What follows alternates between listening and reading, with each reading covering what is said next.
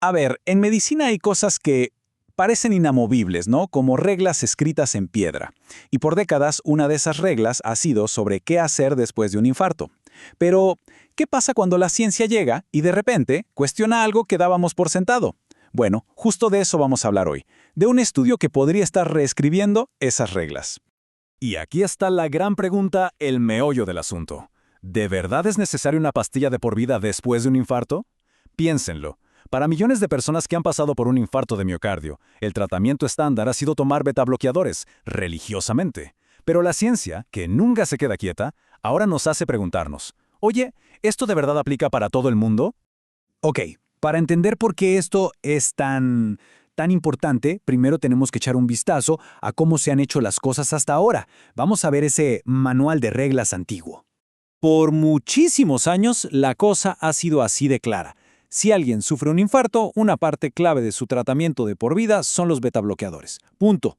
La idea es proteger el corazón. Y esto no es una opinión, ¿eh? Ha sido la norma, la doctrina médica aceptada en todo el mundo. Pero aquí es donde la historia se pone interesante. Porque claro, la medicina no se queda quieta, evoluciona. Y el contexto ha cambiado, y mucho. Con todos estos avances empiezan a surgir preguntas modernas y súper importantes sobre esas prácticas que antes ni se discutían. Y es que, miren el contraste. Antes, la caja de herramientas para tratar un infarto era, más limitada. Hoy en día es otro mundo. Tenemos procedimientos súper efectivos que restauran el flujo de sangre, lo que se conoce como reperfusión coronaria, y además un arsenal de fármacos de prevención secundaria súper potentes. Entonces, la pregunta es obvia.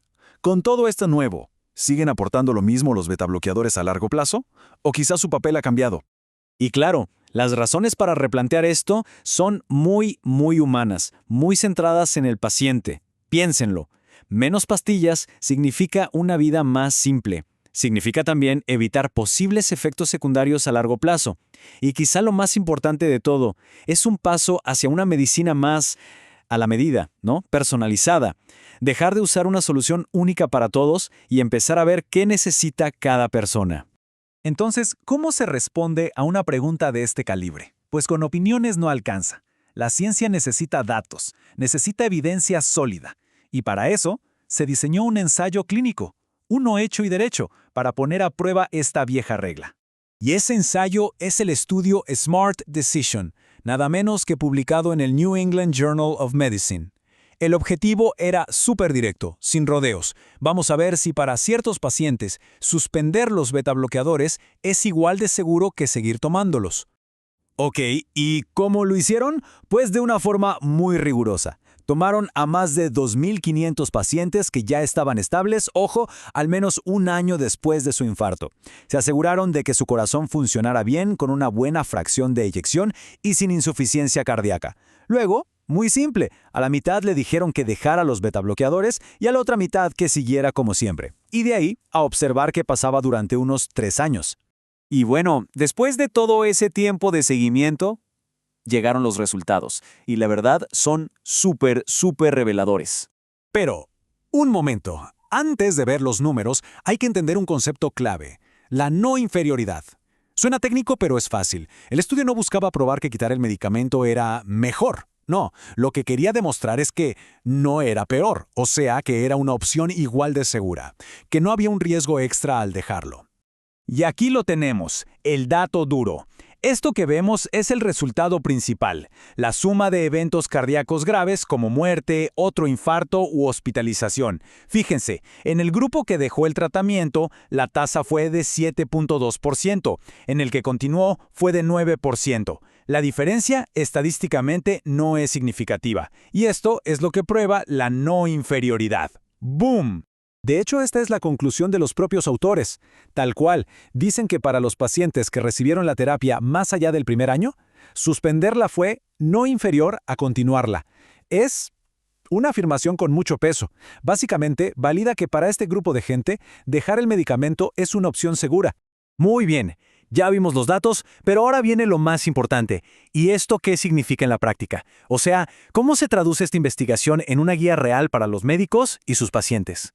Pues aquí está la clave. Esta es la nueva guía clínica que surge del estudio. Se define un perfil muy específico de quién podría ser candidato para dejar el tratamiento.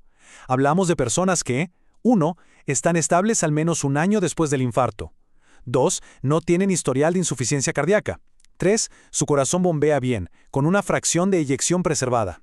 Y 4. No tienen otra razón de peso para tomar betabloqueadores, como una fibrilación auricular. Es básicamente una hoja de ruta muy clara para los médicos.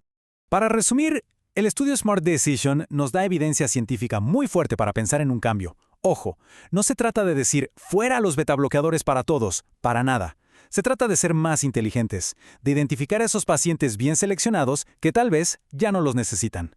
Se trata de evitar la sobremedicación. Al final, este estudio es mucho más que un resultado sobre una pastilla. Es un recordatorio de que en medicina hasta las reglas que parecen más sagradas deben ser cuestionadas y puestas a prueba. Y nos deja con una pregunta flotando en el aire, ¿no? ¿Cuántas otras prácticas de café para todos podrían ser reevaluadas? Quizás estamos viendo el futuro del cuidado del corazón, uno que es verdaderamente personalizado.